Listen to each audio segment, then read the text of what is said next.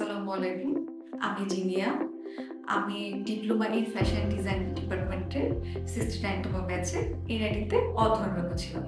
ছোটবেলা থেকে আমার ফ্যাশন ডিজাইনিং নিয়ে একটা আগ্রহ ছিল। বিভিন্ন কারণে হয়নি। কিন্তু পরবর্তীতে আমি ডিসিশন নিলাম আমি একটা তাহলে ডিপ্লোমা কোর্স করি। এবং সেই কারণে আমি অনলাইনে খোঁজাখুঁজি শুরু করি এবং খুঁজতে গিয়ে আমি এনআইটিকে খুঁজে পাই।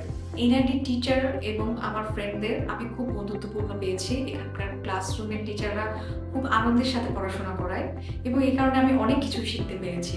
এই শিখার এক্সপেরিয়েন্স দিয়ে আমাদের এনআইটিতে হয়েছিল ফোক অর্ডিনারি অনেক বড় বিশাল একটি আয়োজন আমাদের ফ্যাশন ডিজাইনার স্টুডেন্টদের জন্য। এখানে আমি আমার নিজের ডিজাইন করা ড্রেস শো করেছিলাম।